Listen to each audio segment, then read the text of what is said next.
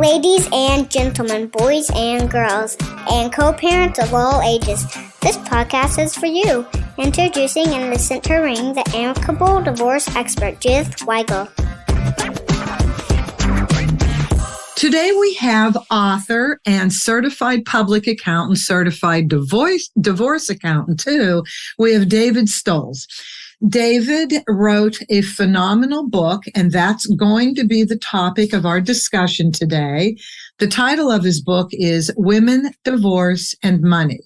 I read the book. I love the book. I think it's a great book, David. And I think it has very little to do with women and a whole lot to do with people and divorce. I would like you to respond to that, because as a woman, I found very little that was specific to women. I found everything phenomenal for the divorce process. So could you just answer why you even put women in the title? Yeah, I'd love to. Thank you for that. And thank you for the introduction. I appreciate that. So I've wondered about that myself when I started working with divorce situations, 20 years ago or something, probably. And after it became something that I thought I would sort of focus on a little bit more, I did sort of wonder, why am I always referred to women? What is it about that? I can guarantee you I have no magic, ability to get along with one gender or the other. It's not that. Although I do enjoy working with women, I will say that. So I wondered about that for a long time. And then I realized that there was a study that was done, and it asked, going through divorce, how many people would actively seek out financial advice, not just be receptive to somebody saying, hey, you should do this or do that, but they actively seek it out. 61% of women said they actively seek out financial help during divorce. So then they turned the question on the men. So there's all kinds of jokes about men not taking advice and, and whether they're appropriate or not, I don't know. I guess I could speak to that. But 61% of women, 4% of men. 4. And so if we're rounding to the nearest 10th, that's a 0. So for whatever reason, men just don't reach out during divorce. I mean, it's a little bit of a thing. I can count, I think twice I've had men contact me for financial assistance in divorce. And one of those was even referred by his wife, because she handled all the finances and knew he didn't have any kind of a basis to understand him. And so she referred him to us, which was fine. But you wonder, you write a book. I'm not an author. I wrote a book kind of on a topic that I care about. And you wouldn't know that. This is a well-written book, David. Keep thank going. You. Yeah. You wonder, did I limit my market in half by addressing the book to women, divorce, and money? But I don't think so. I think women naturally are more curious and more interested in kind of solving these problems and getting answers. So that's the reason I got there, is because that's the only people that reach out to me and want to meet. Okay, now that makes perfect sense. That literally makes perfect sense.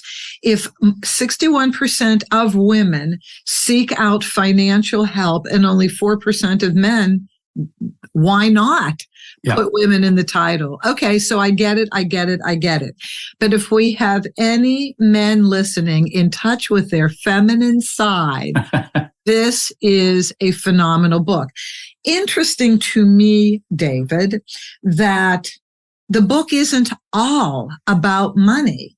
This book is woven between money and the divorce process.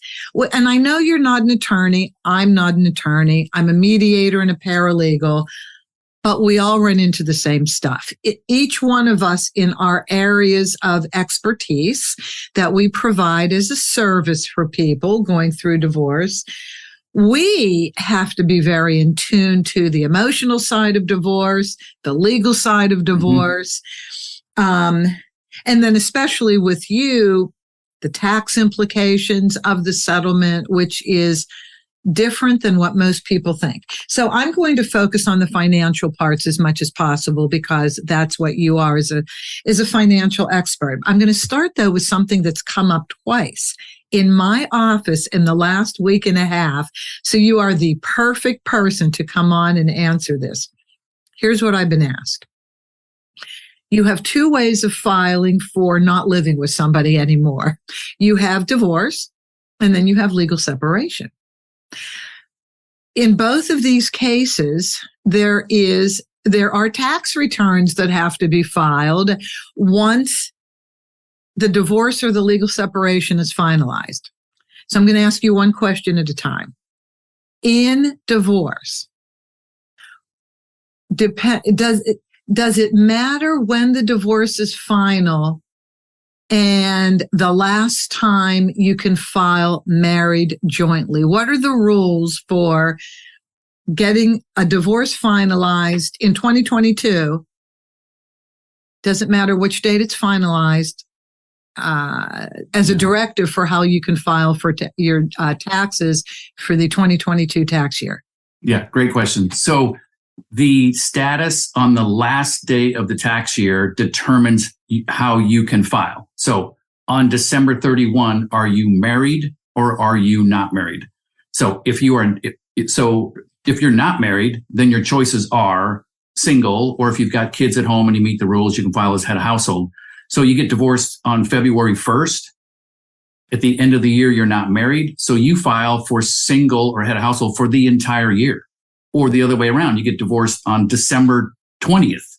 You file as single. Or 30th, David. Yeah. You file for single for the whole year, which brings up on your financial question, so you divide, somebody has a rental property, let's say, and you're making rent and doing all that stuff, and you get married you get divorced halfway through the year. You get to the end of the year, one person was awarded the rental house. Well, who reports the income for the first 6 months when you were married? Who reports the income for the second 6 months when you weren't married? And so that those things get interesting. And there's state law has some impact because titling on assets like that, it makes a difference. The point on any kind of an asset like that is you want to talk it through before you get done, because nobody wants to get to next April 15th and call your ex and say, you're reporting half of that income, right? And they're like, I'm not reporting that income. I didn't get that asset. That's your, and so it starts this tug of war again. So the last day of the year determines how you file. And so I've also seen, let me take it the other way. So you have a very complex situation. I mean, lots of assets, businesses, rental properties, all that stuff. So how you would divide that up you can decide how to divide it up, but the tax issues of who's going to report what income for what year. So they'll have it completely done, all settled, all done, and they won't record it until January. So they file a joint return for that whole year, even though they've agreed as to how they're going to split stuff up. January 2nd comes around, boom, we record it. Now you can take the income from those assets separately and move forward. That's a good way to do it with complicated assets. Okay, so hold on. Let me just see if I got this. They are still married on December 31st with the situation you just described. They have to be still married in order to do that. Now, I'm going to ask my other question in a second. I just want to follow with this because this is important. And I was going to get into this anyway at some point in my discussion with you. And that is, so everybody does their settlements with a mediator, without a mediator, and it looks pretty even. They both feel that their assets and their debts have been equally divided. But they have not gone to see their accountant, who will then tell them what the tax implications are in what they walked away with: a business, a house, a rental property, all things that carry different tax pensions. Right. All things that carry different tax implications, right?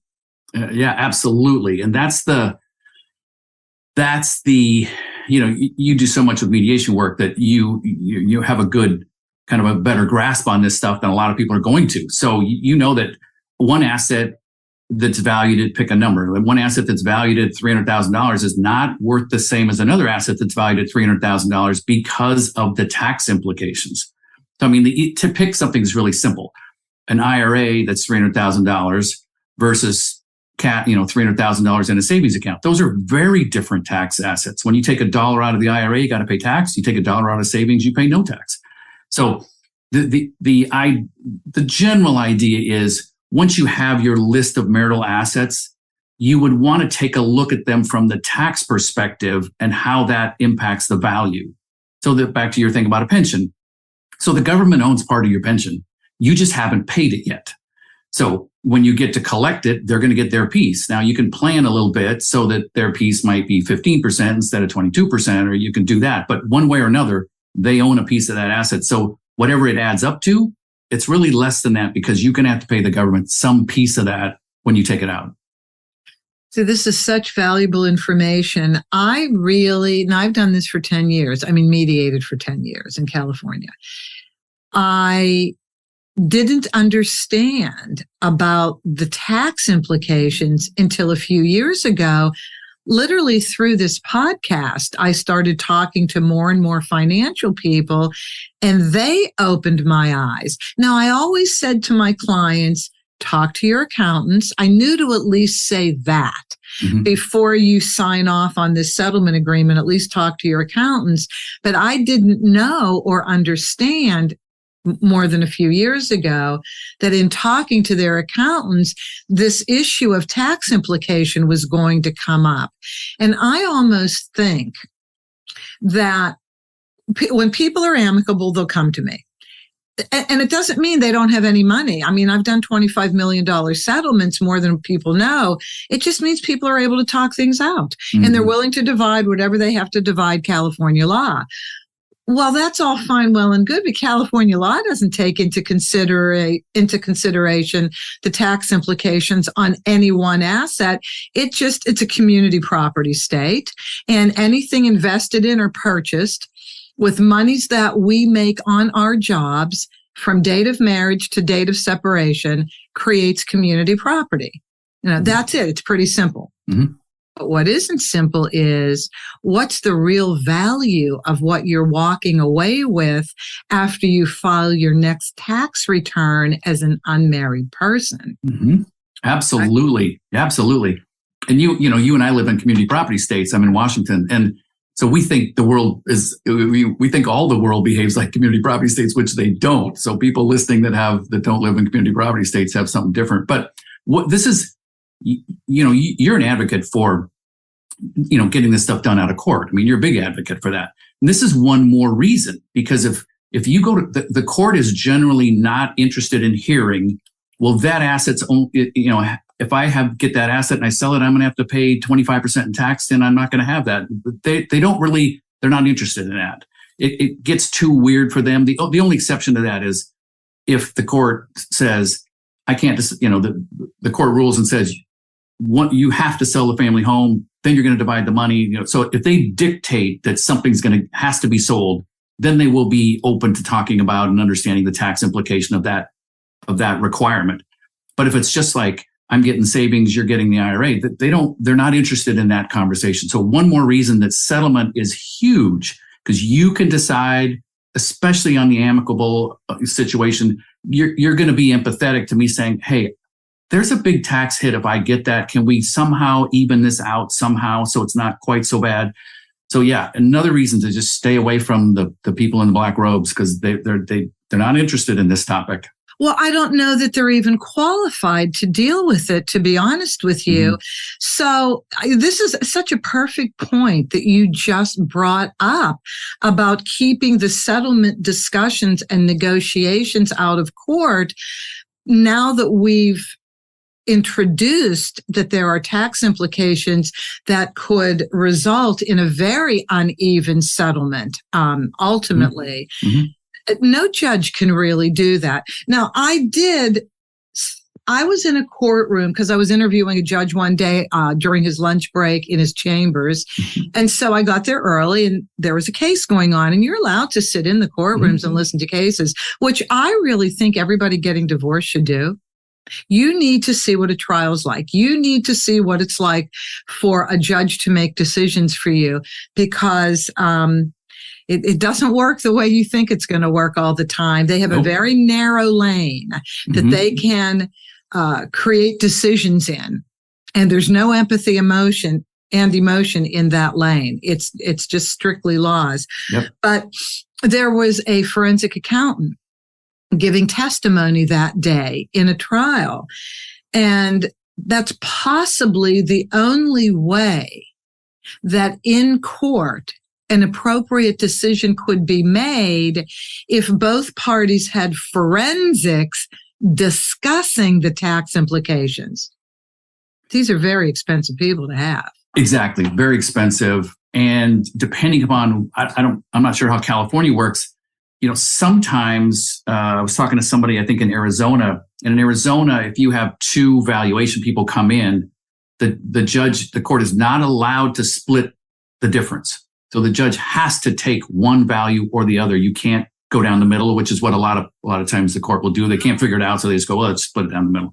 So you get into those kind of things, and then it turns into who was the better presenter, not necessarily who's technically better, but the answer who told a better story. It's like you do not want your finances being handled and put into that situation. So you want to stay away from that if at all possible.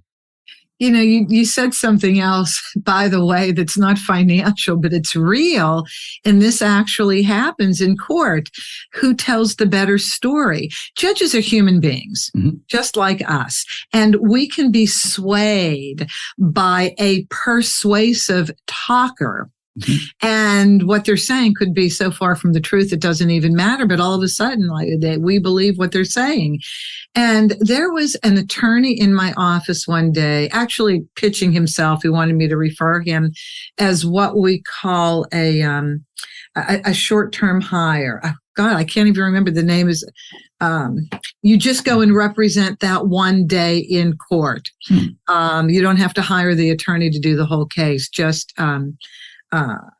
representation for a hearing. And he was telling me that what they learn in law school is how to act. Interesting. Literally how to act, how to behave, the body movements to use, how you use your voice inflection. And he said, we're taught how to be arrogant. We're taught how to bully. And I was just like, oh my God, I wish every human being wanting to get divorced was standing here with me. Yeah. This is incredible. Okay, so now I want to go to my other question. Legal separation. Legal separation means the whole process is the same as divorce, the division of assets and debts, custody, child support, alimony, everything is the same, except one thing. You cannot remarry. Right. You are actually still married. What are the options in filing taxes when you file for a legal separation? Yeah, a great question. Another great question. So see this all the time, not all the time, but see this frequently, sometimes for, religious reasons or other reasons they want to do it. And I've had attorneys say, well, they keep filing joint, right? Because they're still, everything's still kind of whatever. And I said, you're not supposed to file a joint return if you are legally separated the way you described it. Sometimes people get confused on what that term means. It's not just separation. It's like it's a legal process. It's different than naming the date of separation. So you still have to name on a petition, right, the date of marriage, the date of separation, because at least in California, it bookends the community property relationship of the couple. Go ahead. Yeah. But you would file separate. You are legally separated. You go down, you can go to the IRS instructions and it'll tell you that. But I've had a number of attorneys say, well, I know couples that have filed jointly for years. I go, well, the IRS doesn't know you're legally separated. There's no court document that makes its way to the IRS. And, is it a huge problem? Probably not, but it's not the right way to do it. And I think if you're legally separated, you don't want to be sharing information like that anyway. It's like, we divided the assets. I'm taking care of my side of it. You're taking care of your side of it. Let's just, do your own returns and move on. I think that's a better way to go. Okay. So my accountant is on my floor in the office building. Extremely convenient for both filing my business and personal taxes and asking him questions sometimes. So I did ask him this question about legal separation. And he said, well, technically you can file jointly if you file and conclude a legal separation. And I said, okay, but your point is interesting in that Well, why would you want to if you've just separated everything? What's the point? You don't want to share financial information. Right. Now, I just had a couple, and then I'll let you talk a lot. I just had a couple who came in here a few days ago or last week, and we initiated the filing for divorce. Husband, though, wanted to file legal separation. First of all, I don't think he was emotionally ready to get divorced. I mean, that was my read in the meeting. And I get that. Not everybody's emotionally ready to move forward, but the person who is does. And, that's the way it goes. And this is why this topic came up. He had said in our meeting last week, well, I know you want to get divorced and I'm not ready, but think about this financially. We can still file jointly and enjoy a tax savings if we get legally separated. But you still say, no, you can't file jointly, or you really shouldn't. Well, you shouldn't. But it gets done a lot, and it does go down. These are some very specific things. I know because we were going through it for Washington State. So we're trying to figure out, kind of tracing Washington State, how they interpret legal separation and comparing that to what the IRS code section says. And there's some other subtleties in here too, not to drift too far, but there's a married considered unmarried setting in the IRS. So, and there's a disregarding community property laws section for filing a married tax return. So there are some weird quirks. So I think you want to get somebody specific in your state and specific with your example and say, okay, where am I at? The married but considered unmarried status is sort of the chance for somebody who's married, but they have no contact with their spouse. They don't know any information about what's going on. They're not like they're invisible, but they just don't share anything. And if you maintain your own home and you can meet the rules, it's like, then you can file as if you're unmarried, but you're still married. And then the community property stuff, the challenge with community property rules is that community property income is 50-50, right? Even though it's my wages, it's still 50-50 income. So to file a separate return in a community property state, you have to know what the other person makes, because half my income goes to you, half your income goes to me. So there's a way that you can disregard community property rules if you have no knowledge of what the other person has. You have no knowledge of what they're making. They're not talking to you. They're not telling you anything. So there's some really subtle, odd ways you can file tax returns in marriage. So most of it's straightforward, right? You file a joint return when you're married. Then you file, if you got kids, you file head of household after. Pretty straightforward. But you get into some of these odd areas. You want to, get somebody who's comfortable with your state, comfortable with the rules, and kind of work it through. Right. Now, reasons why people file for legal separation. Religion. Their religion will not allow them to be divorced. So legal separation is that neutral zone. And health insurance. People can still be covered with their other spouses, under their other spouse's health insurance if you're legally separated, can't when you're divorced.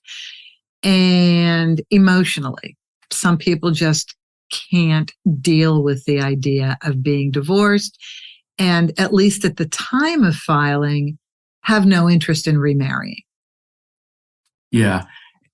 And sometimes there's a thing about, I can't handle my spouse's spending problems anymore. I just can't deal with it. We've fought about it for years. I don't want to be responsible for that. Or take maybe they're dealing with, drug or alcohol challenges or whatever, and the thought of them crashing their car or hurting someone or something. And so you want to wall off those assets and those liabilities. So there's, we're all full of interesting challenges. Yeah, no, God, that was another interesting point, David. I had a client who came to me last year. She's still dealing with this divorce. And she had inherited a house from her parents, fully paid for, except for property taxes that go on yearly. And she was married to somebody who was just fairly delinquent in all areas of responsibility. Her words, not mine. He crashed cars, took her car, took their adult son's car, crashed everything, giant alcoholic. Yep. And she literally had to pay for all of this stuff because it happened while they were still married. So any debtor, any collector of debts, any creditor, right? If you have a debt incurred while you're married and you don't pay it, they will come after the other spouse. They couldn't care less how your settlement agreement is written. They weren't asked how they would behave when you went to write your settlement agreement. Oh, no. So she literally, because he wasn't working, he was had such an addiction issue and obviously mental health issues. Obviously, when you're that addicted to stuff, you're hurting. She had to assume the burden of those responsibilities as she was filing for divorce, just to get her life moving forward. Yeah. And I would say, we're not advocates for pushing divorce, but if you're looking for a good reason, that's a good reason. Because somebody else kind of making your financial decisions for you by their behavior, by their reckless behavior, that's a tough one to live with. That is such a tough one to live with. Interesting. Okay, I want to ask you another question. Equalization payments. I think this is really important for people to know. So we talked about in community property states, anything purchased or acquired or indebted with monies that we make on our jobs from date of marriage to date of separation, we have just created community property or community debt. Okay. We have other states called equal distribution of asset states. This is worse than a community property state, don't you think? Because the rules are kind of gray and other people really do decide what an equal distribution is, don't they? Yeah. How do you decide that? Yeah. Well, that whole topic, equitable distribution, equal distribution, how that all works out. And you're talking about kind of equalizing payments. Those are all those things to me feed back to the whole thing about stay away from court, because we can sit down and talk stuff through to come up with something, I'm using air quotes, fair, which I say never use that term in divorce, but I know what you mean. And so that's where you can work things out. You can do things kind of through mediation and getting along that you can't do in court. So, you're going to let somebody interpret the rule that, I don't know. It just doesn't. I realize some people, on occasion, somebody just buries their head in the sand and say, make me, I'm not going to do a thing. But most of the time, that's not the case because they get injured too if they go to court, or they have the potential to get injured too. So all these things are reason to just negotiate this thing out. That's the best thing to do by far. And I think people recognize that, not to mention the cost. I think they do even after a certain point. So somebody came here one day recently. I didn't end up filing for them. They actually did go to attorneys. It was his second divorce. They both had money. He had more than her because he was an attorney in a different area of law. But she had a very high-powered job, made well into six figures, well into it. He was telling me that his first divorce cost him $1.2 million. Yikes. And he blamed it on the attorneys. And I said, don't. The only reason you needed attorneys was because you two couldn't talk to one another. You need attorneys to teach you the law. You cannot take attorneys out of the equation. You should not take attorneys out of the equation. You need them for legal advice and legal counsel. But if you are going to use them to communicate for you because you cannot communicate on your own, that's where that bill with no ceiling is going to come into play. And so, I support you, you support me in saying, if you can keep this out of court and if you two can talk to one another, it is the best thing. But you brought something up that I want to explore with you, and then I'm going to get to the equalization payment. I wrote it down, and I will get to it. But I want to capture this. Everybody's hurt. Everybody's hurt when they go to get divorced. Everybody's hurt. The extent of your hurt, obviously, can be different intensity, but everybody's hurt. I talk a lot, and you kind of talk about this too in the book, David. I talk a lot about go through the emotional divorce first, which is the grieving process, ending up with some level of forgiveness and apology wherever your journey needs to take you. Right. And then start the legal process. Because I don't think you can do both at the same time. You can't be emotional and make financial decisions. So don't you talk about that a little in the book? About the emotions and how they can mess you up when you're making financial decisions? Oh, goodness. Yeah. And that's the internal and the external struggle, right? You got this internal stuff you're dealing with in your head, and then you're trying to make these external financial decisions. And we know that there are common stressors that affect everybody, men, women, getting married, getting divorced all the time. If you have a time constraint, if you have information overload, if you have complexity and you have uncertainty, those things are known to affect the quality of decisions. We can't process very well. And divorce has like all of those things. You might have retirement might have one or two of those stressors in there, but or something else might. And there's things that would be more intense than divorce too, loss of a child or loss of a spouse or something. I can't imagine. But you get into those things. I agree with you. If you could get the time to kind of work your way through those things and kind of all the way through those things and then sit down and deal with it, that would be by far the best thing to do. Unfortunately, we don't see a lot of that. We see that somebody's mad or somebody did this or that, or they think they did, or I've had enough or whatever it is. And it's like, boom, we're going. And the other person, whether they're the driver or they're the person being driven in this process, it's like you don't get that opportunity. And so in our meetings, we're conscious of, information overload. Well, we can deal with that a little bit by explaining things, and just like, okay, well, information overload in divorce, a lot of it is just terminology. It's like, well, I don't know what a financial declaration is. Well, I don't know what a quadro is. I don't know, no, and why would you know what that is? You don't need it. But so you can, like, information overload is just something that's like, okay, let's just talk about it again. And we expect that we're going to have the same questions in the second meeting as the first meeting, and in the third meeting as the second meeting, because it takes time to go through this stuff. And so, you can't eliminate all the uncertainty, but you can eliminate some of it by having a financial model. It's like, okay, here's a hypothetical asset division. Here's what kind of cash flow that generates for you. Here's what your new retirement would look like. Your new world would look like.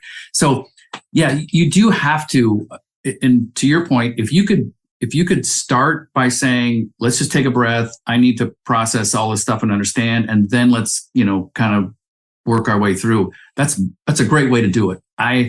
Unfortunately, we don't see a lot of people that are given that chance. Somebody's just driving it, and whatever the reason is, they don't want to stop driving. They're just going to keep going. So I'm going to add to that, David, that if both people are in the luxurious position of saying, okay, we know we're going to transition out of the marriage, but let's just pause before we file, and you have children, and you're setting up a second household because you know you're going to have to do it anyway. So you're going to start living in the future now without filing. People do the best they can with child support and or spousal support. Mm-hmm. And I say, do the best you can. You may want to seek legal advice in terms of how child support, alimony, if there is going to be alimony / spousal support, there isn't always, but if there is going to be, yes, you can go ahead and get legal counsel and kind of have a legal professional step in and explain how this works once there's two households. But just do the best you can at getting bills paid and making sure everybody's okay financially. And then when you bring in the legal professionals, when you're starting the filing, they will clarify how to do it going forward. So I just kind of wanted to neutralize that for people.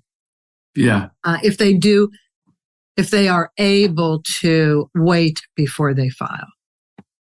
Yeah, a wonderful way to go. And to the extent we have two adults, using the air quotes around that too, two adults going through the process, you can make that work. I mean, it's going to be bumpy and all the things that come up, but so much better than somebody just, we've seen it all. Somebody just refusing to talk, refusing to do all the stuff. It's like, right. It's not going to go anywhere. No, it really, really isn't. Equalization payment. So now I want to come back to that. So do you have these in Washington? We have in California, but it's an IRS code. It's actually a national thing, isn't it? An equalization payment. First of all, do you know what I mean, and would you like to define it? Yeah, well, give me an example of it. Okay, this is what we look at in California as an equalization payment. Maybe you don't want to divide anything. Maybe the deal was we each have our own stuff, and we don't really want to divide anything. We realize we're not good at being married, so we're not going to be, but you have more money than I do. So what are we going to do if we don't want to technically divide things? Well, we can look on paper what it would be like if I got a portion of your stuff that's more valuable than mine. And so a check is just written as a one-time equalization payment to equalize the standard of living or equalize the asset values. And there's an IRS code that I can't remember right now that when I do have to put this in settlement agreements, I do have my cheat sheet and I look it up because I don't do it with every settlement agreement. Yeah. So it's not top of mind. But there is an IRS code that we name. This is a one-time equalization payment that carries with it no tax consequence. Is that familiar? Yeah. So I don't see it with that term, but we see the same thing. So you're saying you have a disproportionate asset division and you're going to equalize it with a payment of some one sort. Payment only. We're not chopping anything in half. Yeah. Yeah. And so it's a way, there again, when we're at the table together and having a civil conversation, we can work all these things through. But sure, there might be some reason where something can't be, a business that has a value to it. We can't split that in half. So there might be no way to equalize with the assets that are in the marital community themselves. And so, if there are available resources to do that, you would do it with a one-time payment to get to your whatever the asset division that was sort of the target, whether it was half or whether it was some other amount. Yes. But that would be, most transfers in marriage most transfers in marriage, there's a code section that says, hey, we're married. I can transfer the cabin to you. You can transfer the car. There's no tax on that. And then that's the same code section that extends into divorce, where it's like, okay, also incident to divorce transfers are non-taxable. And that incident to divorce, if you have a document, that incident to divorce goes 6 years after the divorce. So 3 years later, I can transfer the house to you and you can transfer something to me. It's still non-taxable under that incident to divorce. I did not know that.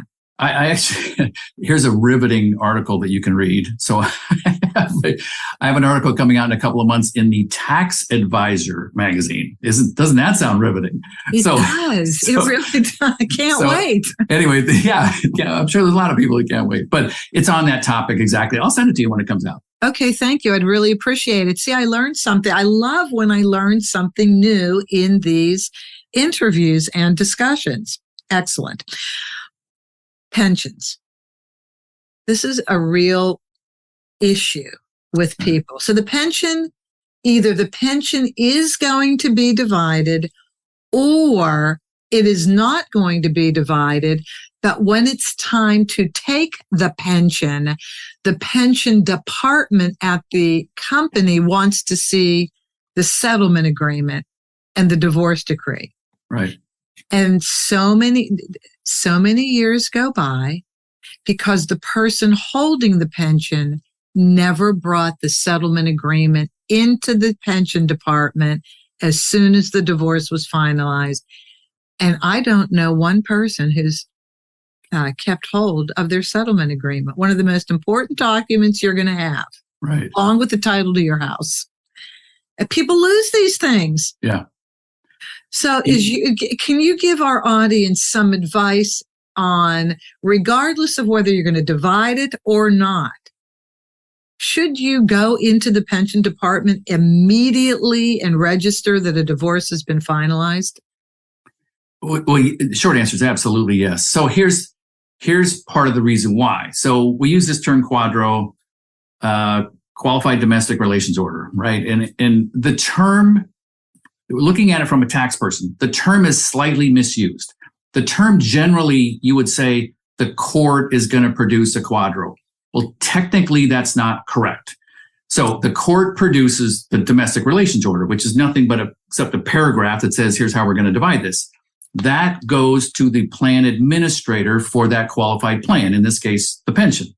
That person makes sure that it meets, I think it's code section 414 or something. That person says, okay, it meets all of the rules, so I'm going to sign it.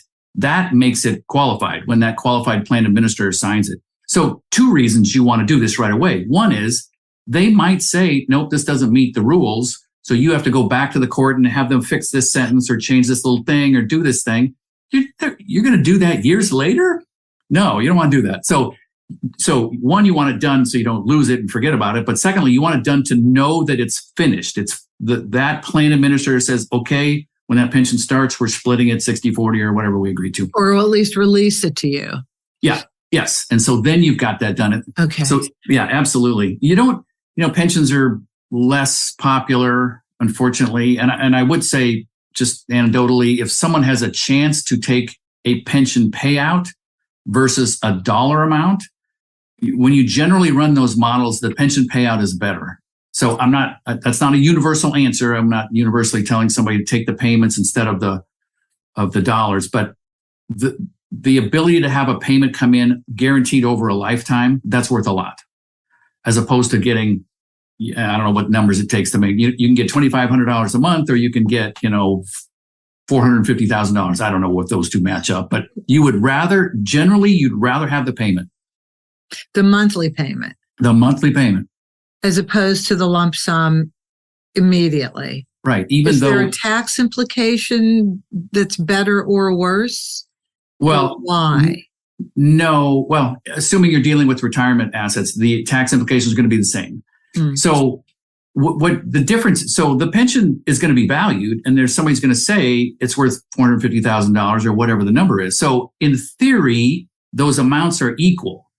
But the difference comes in that if I take the cash, I have to worry that I'm going to live to 108. So I have to invest it differently. I can't invest it to living to 82. I might live to 89. So a pension is almost always a lifetime payment. So it removes that longevity risk of me outliving that payment, because that payment's going to keep coming in. I'm just saying, have somebody run those numbers, and generally speaking, you would prefer to take the payment than the lump sum. Now, the investment people, which I'm one of those, the investment people like, no, take the lump sum because then I can manage it and, make money off of it. But that's not generally what you'd want to do. Advantageous to the recipient. Yeah, right.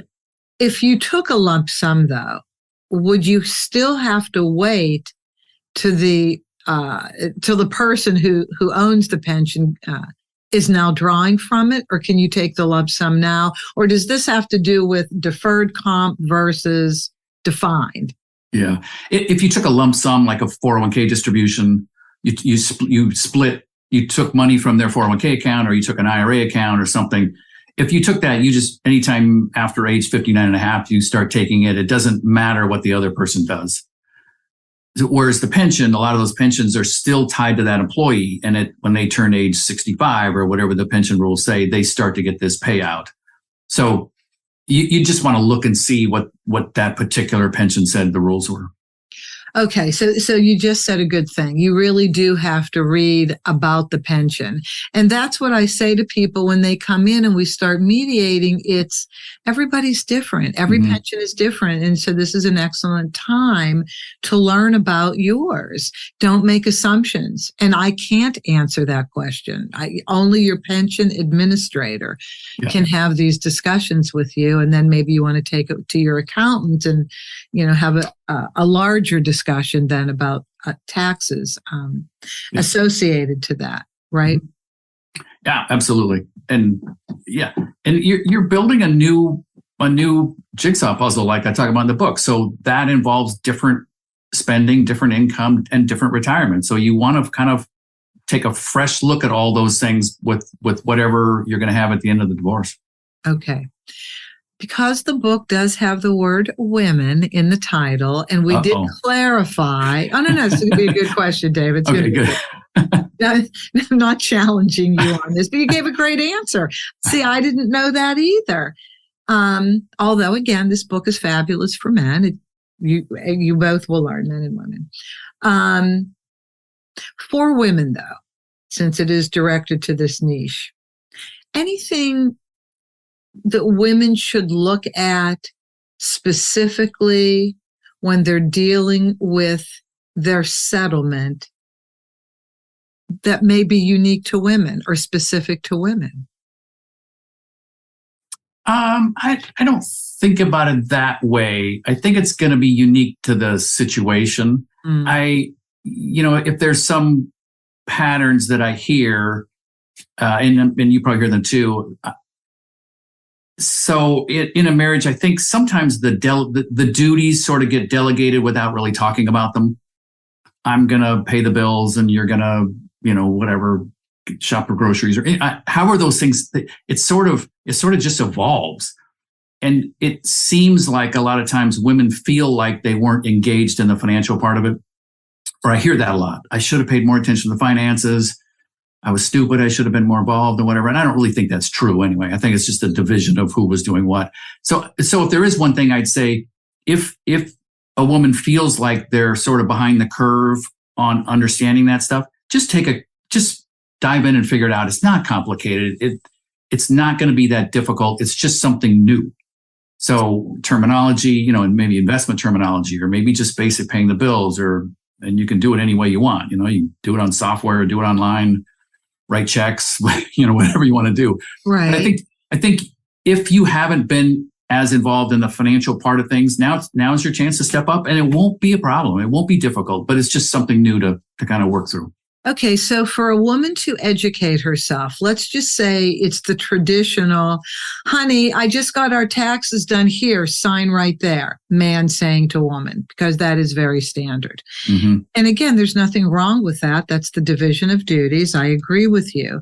So now that there is a divorce, for a woman to catch up to what's going on financially, because they become very worried. I don't really know. And I hear this as well. For me to even fill out a financial statement or an asset and debt statement, mm-hmm. I have to ask him what we have. Maybe not. Mm-hmm. Wouldn't the reality of your financial life be found in your joint tax returns previously filed? Yes. Yeah, a couple places. So yes, joint tax return. I have a meeting this week where we're going to go online with the IRS and download tax returns for somebody who says they've never seen them. So we'll learn a lot. But tax returns generally report income. They don't report all the income. They report taxable income. So the tax return is going to show you the flows. Is there you get paid as a W-2, like a payroll? Do you get interest and dividends? Are there investment incomes? All those kind of things are going to show on a tax return. Tax returns won't really show you a balance sheet. You can sort of use a tax return to build one. So if you have dividends coming from some account, well, go find the account. If you have rental income coming from some property, go find the property. So the tax return, we consider the tax return the right place to start. If you have access to other things, if you've done a refinance on your home or something and you did a financial statement, perfect, get that. If you've done a financial statement for the bank, if you have a line of credit and you have to do stuff every year, or you bought a car loan, or sometimes they don't have you fill out a whole financial statement, but you can also go pull a credit report, and it will at least show you, it's not going to show you a full balance sheet, but it's going to show you, hey, this much on a credit card, this much here, this much there. And so you'll see some of those things, not necessarily the assets, but you'll see the liability stuff. So there's a couple places you can go to kind of start building that if you don't know much about it. So then, David, on a tax return, if one of the spouses has money taken out of their paycheck for a 401k, it's a matching investment, that would not be on the tax return? Probably not. It would be, sometimes the tax returns have worksheets with them. If you use TurboTax or you do it online or have a tax preparer or something, there'll be these worksheets. So if you can get the full copy of the return with all those worksheets, the worksheets probably say W-2, less all the things that were not all the things, but less the number of things were out of it. But yeah, and then on the W-2 of all those little blocks, what was taken out from Medicare, Social Security, et cetera. Social Security, I didn't even think about this. Could you please explain the law around Social Security, married 10 years, claiming your spouses? Would you talk about that a minute, please? Yeah, so just like you said, if you've been married 10 years, then you have a vested interest in your spouse's Social Security benefit. So when you get to where you're claiming Social Security, you can claim on your own account or a spousal benefit on your ex's account, which is half of their value, whichever is higher. So if I've been working hard and I've got I've had a good income or whatever, probably my benefit's larger. If I deferred my career because I took care of the household and did all that, then half of theirs might be more interested. But they don't know you're drawing it. It doesn't impact what they get. It's invisible to the other party. Ergo, why Social Security is supposedly a mess, because it doesn't factor out logically, mathematically, that I could take half of my husband's monthly Social Security payment, because it is larger than mine, and it won't affect him. What sense does that make financially?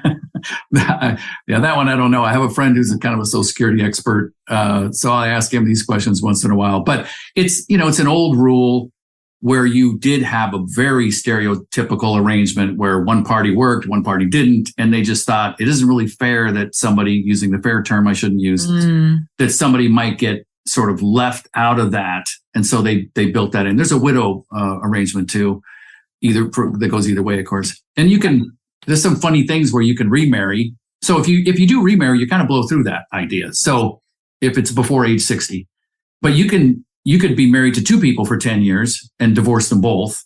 And then you can pick and choose which one you get to draw on. So you'd want to pick the one who made more money. Okay. So hang in there. You're married for 12 years. You get divorced. Your spouse makes a lot more than you. So their Social Security was taken out. So they're going to have a higher Social Security benefit than you are. But you each remarry. The spouse you formerly were married to now has another spouse who's older than you and will get to their Social Security age first.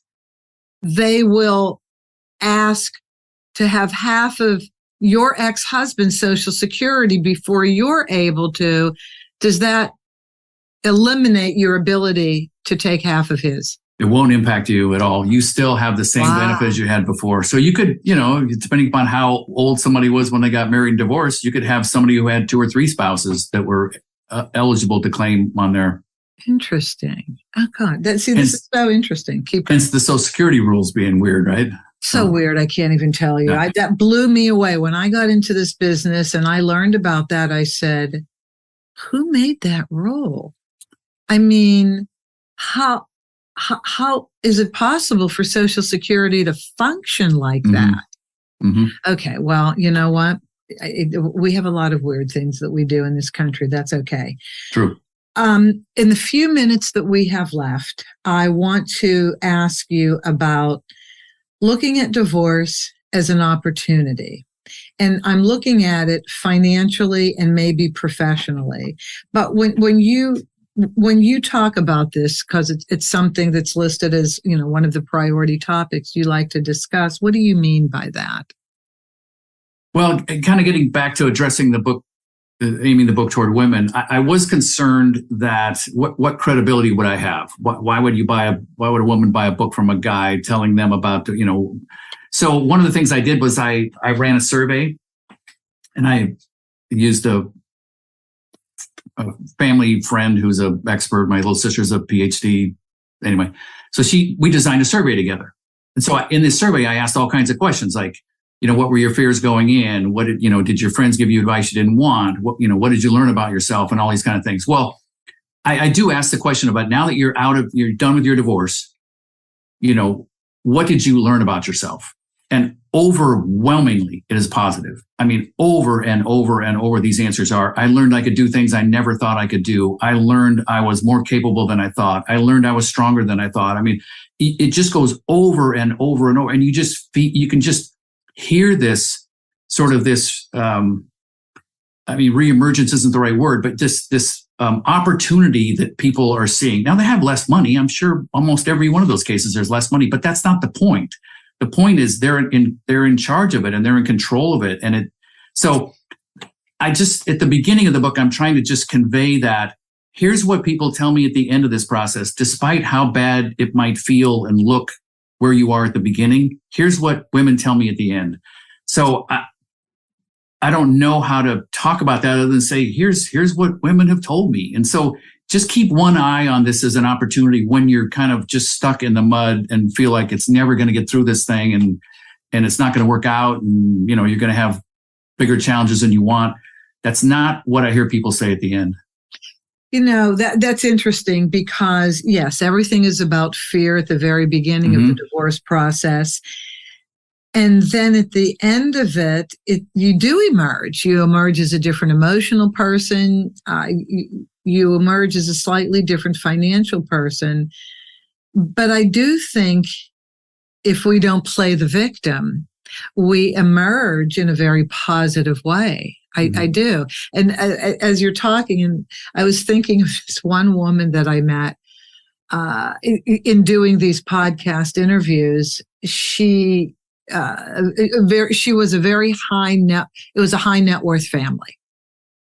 They both made a lot of money. He made buku money, but they owned two fabulous homes, one on the water, one, as the daily family residence. And she didn't think there was anything wrong in the marriage until one day she opened the door and the feds were there taking everything back.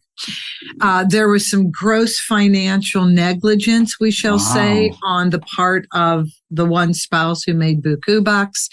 And her life changed in that instant. She had no idea what was going on and how he was handling his business and all the laws around the business. What a positive person she was and emerged as. There were children involved, and so they had to sell their homes because they had money to pay back to the government. And she had to comply. She had no choice. And she just put pedal to the metal and said, time to rebuild. Didn't know it. I'll figure it out. Let's move forward. And just didn't seem to spend a lot of time. Obviously, sometime you need to deal with the shock of what this is that's now changing your life overnight. Right. But even in a situation like that, where your life can financially be changed overnight, you can still make more money. It's not the end of you. And you learn so much when something is taken away that you're just in the middle of and you've accepted it, you don't think about it, and you live your life, then all of a sudden that changes. So yeah, you are shocked, but it can be the best thing that's ever happened for you too. And you won't know that until time goes by and you have to work with your situation. Yeah, I totally agree. I think, but it's hard. Sometimes I feel like it's hard to say that at the beginning because you're sort of trivializing what they're going through at the moment. It's like, I'm not trying to do that. I'm just trying to say, but your victim thing is perfect because probably everybody going through divorce would be a victim of some, maybe just a victim of apathy, maybe a victim of, and so we have that right if we wanted to look at it that way. But the idea of just keeping an eye that this might be an opportunity, this might be different than I think, and it kind of turns away from that victim thought, just like you said. I agree completely. And lastly, I'd like to finish with this. So you have the traditional marriage, and I want to end philosophically like this. You have the traditional marriage. Husband works, makes quite enough money to support the family, so mom can be at home for the most part and raise the kids. do you feel that there should be maybe a hybrid to this? Because mom is giving away everything now. I mean, it's great to be home for the kids. I love that my mother was home for the kids. There was no divorce in my family. But when you do that, you are literally giving up financial independence. And at the end of the day, there's so much to be said for financial independence. Do you have any thoughts on that? Well, I'm trying to figure out how to. Well, it's a loaded question. Yeah, but it's an important one going forward. Yeah, it's. I would say so. Let me back up a step. I do think we should all sort of be investing in ourselves, and so a person who does stay at home, if you can look at it that way, at some point there's kids get older, there's a little bit of a different need, and to some extent maybe a lesser need. And those are the times I think you would want to try to invest in yourself. I don't mean maybe get a job, but I mean just education wise or whatever. So the one that you feel, the one that's the most difficult there is the one who deferred everything. They deferred education, they deferred career, they deferred everything. And depending upon the age, it's like, is there enough time to restart that? Because all those things are good things. Education makes me feel like I know something, and a job makes me feel valuable. And those are all good things too. So I don't know how to even that out, but the very traditional thing where, one party is certainly has a lesser ability to catch up, a lesser ability to earn. I don't know the answer there, but those are not, you just feel for the person in that situation. The reason why I brought it up is because we still have a lot of the traditional marriages, especially in this town in Los Angeles, where there's a lot of money to be made in certain industries. And so the opportunity to have mom at home with the kids is greater than maybe some other cities and states. I think so. But when there's a divorce, I've not in 10 years heard one man say, I realize you gave up your job for me. I realize you gave up your career, and I don't want you to worry. I will always pay spousal support. That simply doesn't happen. Here's what happens. Why do I have to pay you spousal support? Why can't you just get a job? Even though you haven't been in the job market for 15 years.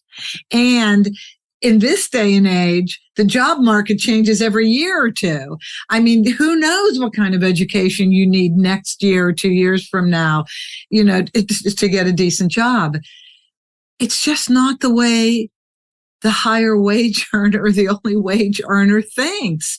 And so as I do this, I think there's got to be a hybrid to this, where if you can't afford your children the luxury of having mom at home or dad at home if mom makes more money. I know you can't plan to be divorced, but you never know if your spouse is going to die. Right. There's that too. So then you're on your own anyway. It's a very tough situation. I just want women, since we're talking about women today, I just want women to be mindful when they make that choice of giving up their career, that they could really be potentially harming themselves in the future if something changes in the marital status. And don't think that your spouse is going to graciously hand over checks each month. Right. That's like pulling teeth. Yeah. Even if they're the nicest person, it's like pulling teeth. Anyway, David, it was such a great book. I really mean that. The title of the book, once again, is Women, Divorce, and Money. And again, men, you will love reading this book. Women, you will absolutely learn from this book. It's so well balanced. And even though I've been doing this for 10 years, it was a book that I enjoyed reading every night when I came home from work. I mean that, David.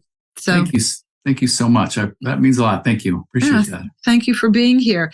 How can people, it'll be in the show notes, but how can people get in touch with you?